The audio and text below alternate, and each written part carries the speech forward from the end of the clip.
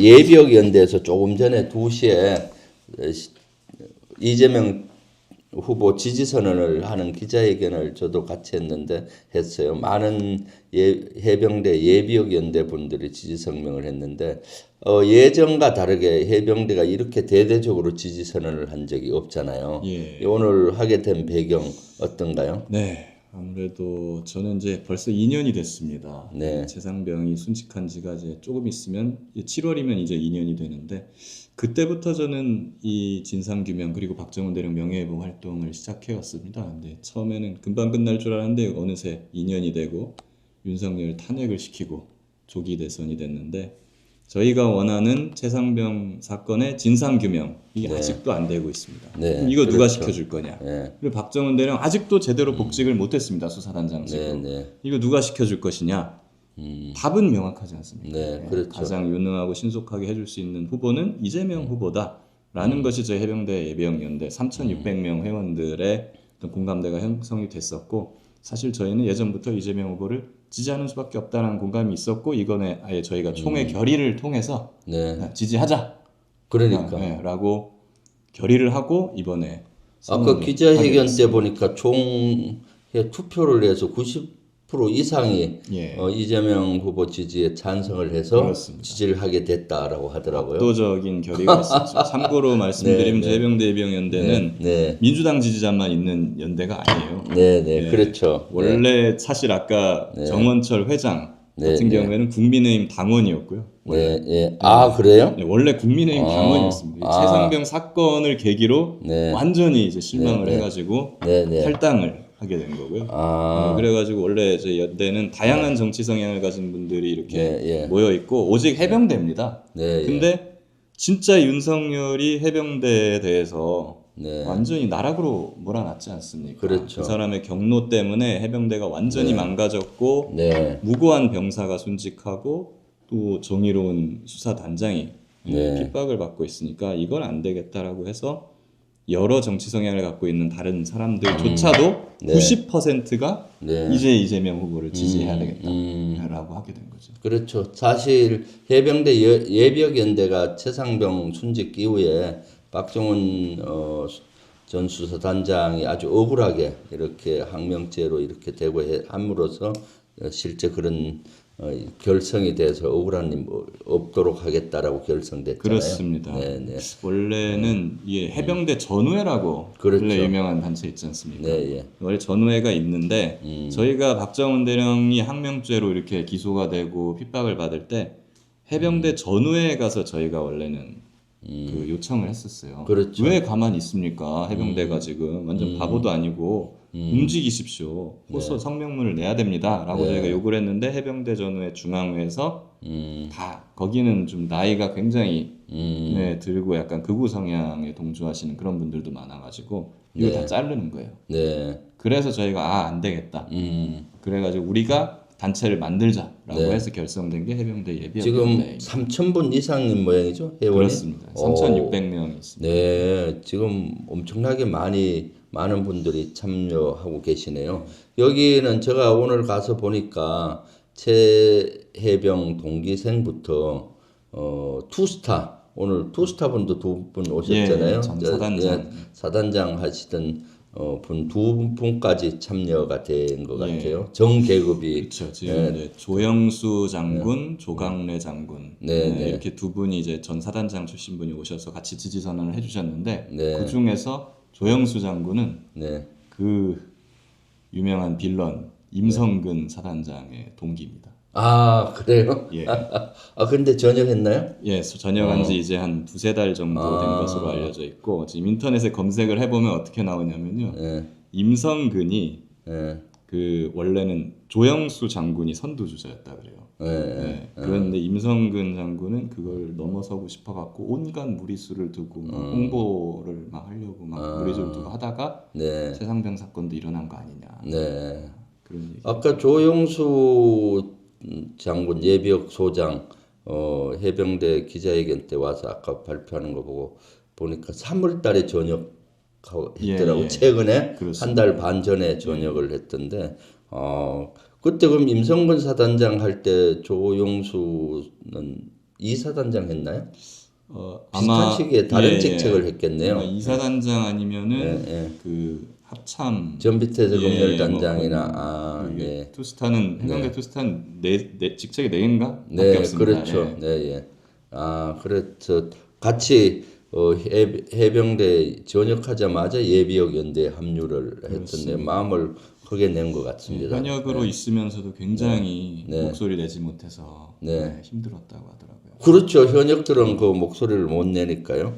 사실 우리가 오랜 지금 기억 속에 벌써 묻혀가고 있는 게 최해병 순직 사건이에요. 그렇습니다. 사실은 예. 벌써 2023년 7월 19일 날 순직했으니까 1년 반 각 지났고 있고 벌써 2년 가까이 가네요. 7월이니까. 2달 남으면은 7월이잖아요. 그렇습니다. 아, 벌써 그런데 2년이 거의 다 돼 가는데도 아직 진실 규명이 안 되고 그다음에 그때 제대로 수사를 하려고 했던 박정훈 대령은 아직도 명예 회복을 못 하고 있죠. 예. 사실 저는 윤석열 정부에서 가장 나쁜 수 중에 하나가 최해병 순직 사건이라고 봐요. 그리고 국가를 위해서 억울한 죽음을 했는데도 불구하고 진실을 은폐하고 수사를 제대로 하려고 하는 박정훈 대령을 대대 항명죄로 했는데 거기에는 윤석열의 그림자가 깊게 깔려 있다. 그렇습니다. 김건희의 그림자도 있는 것 같고요. 예. 윤석열의 경로로 시작을 해서 이것이 완전히 뒤바뀐 사건 아니에요. 그 개요를 잠깐 예. 한번 우리 시청자분들이 기억을 상기시키는 의미에서 한번 말씀해 주시죠. 네. 지금 그 박정훈 대령의 변호사로도 활동하고 예, 있죠. 제가 변호사를 그렇기 때문에 했습니다. 사실 이 분야를 깊게 관여했기 때문에 오늘 해병대 예비역 연대가 이재명 지지 선언을 했는데 그래서 잠시 같이 라이브로 모셨습니다. 네, 한 말씀해 주시죠. 벌써 2년이 돼가지고 제가 2년 동안 활동한 걸로만 이게 썰을 풀라 그러면 아마 하루 종일 짧게 해야 한 될 2, 수도 3분 있을 것 요약해서 같아요. 최해병. 그러니까요. 예. 근데 이 사건은 이제 23년 7월 달에 그때 홍수가 나가지고 그렇죠. 경북 안동 예천 이쪽에 해병대가 그 대민 지원으로 투입이 된 겁니다. 네. 신속 작전 부대로 해가지고. 근데 이제 원래 해병대는 이제 홍수가 휩쓸고 가면은 다 토사가 이런 게 막 쌓여 있고 이러잖아요. 그렇죠. 그러니까 이런 거 치우면 되는 줄 알고 갔어요. 갔는데 알고 봤더니 갑자기 뒤늦게 임성근 사단장이 실종자를 찾아라. 그렇죠. 이렇게 명령을 바꿔버린 겁니다. 근데 구명조끼도 안 가져왔고 밧줄도 없는데 그 실종자 어떻게 찾습니까? 그렇죠. 네, 근데 그때도 계속 소나기가 내리는데 무리하게 그 명령을 내리니까 그 명령을 수행하던 해병대원이 물 속에서 구명조끼도 없이 실종자를 찾다가 익사해서 숨진 거죠.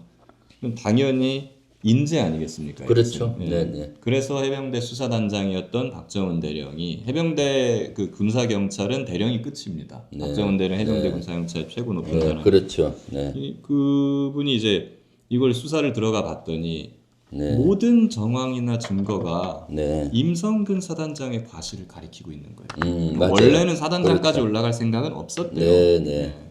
근데 모든 정황이 임성근을 가리키고 있으니까 이거는 사단장까지 입건을 해야겠습니다라고 하고 보고하고 입건해서 경찰로 이첩하면 되는 거죠. 네. 근데 장군을 입건하는 거니까 음. 이게 사령관한테 보고하고 국방부 장관한테까지 보고를 하게 된 거예요. 네. 오케이 했죠. 네. 그래서 이첩을 하려는데 이첩을 하려고 언론 브리핑을 하는 그날 갑자기 국방부 장관한테서 전화가 와가지고 모든 것 다 중단이 됩니다. 네. 왜 그랬느냐? 네. 나중에 다 아시다시피 용산에서 쓰는 800의 7070 네. 네, 그 번호로 이종섭 장관한테 전화가 걸려가고 음. 그거 끊자마자 이종섭 장관이 사령관한테 전화해서 다 중단하라. 네.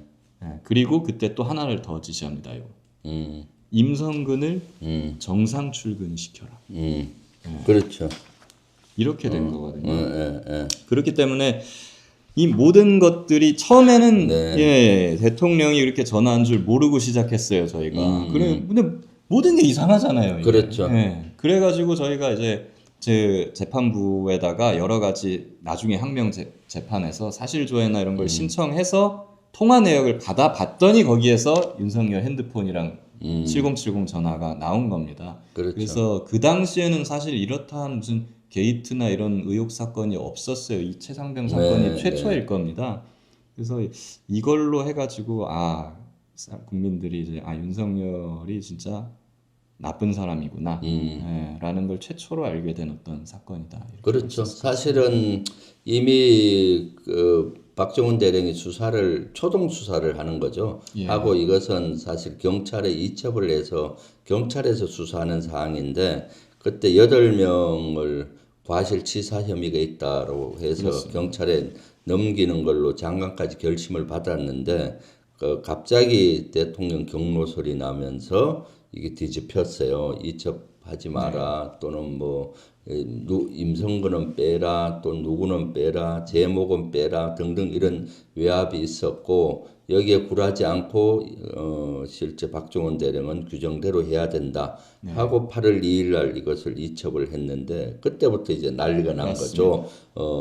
대통령의 하명을 어긴 거나 마찬가지니까 네. 그때 이제 집단항명 수괴죄로 막 입건을 하고 그래서 집단항명 수괴죄 너무 엉터리 같아서 막 저도 공격을 했었거든요. 그날 청와대, 용산, 국방부, 경찰청까지 전화 통화가 막 그렇죠. 엄청나게 일어납니다. 그러니까요. 무슨 전쟁 난 줄 알겠어요. 그러니까요. 그런 것들이 이제 지난 국방에서 밝혀지고 어느 정도 했지만은 사실은 국방에서 밝히는 건 한계가 있잖아요. 그래서 이 최상병 특검법을 발의를 했는데 3번이나 거부권 행사를 해서 아직도 통과가 안 되고 있어요. 저는 처음에 특검법 통과될 때 저는 본회의장 위에서 방청하고 있었고 그러셨구나. 눈물도 흘렸었는데 네네. 그거에 거부권을 행사할 줄은 저는 처음에는 몰랐습니다. 네네. 특검법 거의 최초의 거부권 행사가 아닌가 싶고 아주 오래전을 빼고는. 그리고 그 거부 이유도 되게 웃깁니다. 위헌이다. 그렇죠. 야당만 추천권을 갖는 게 어딨냐 이러는데 과거에 특검법 보면 야당 추천권 많이 사례가 있지 그렇죠. 않습니까? 근데 그거를 위헌이다? 네. 와, 이거는 당연히 자기가 수사 대상이니까 그거를 대놓고 막는 거라고밖에 볼 수 없는 거죠.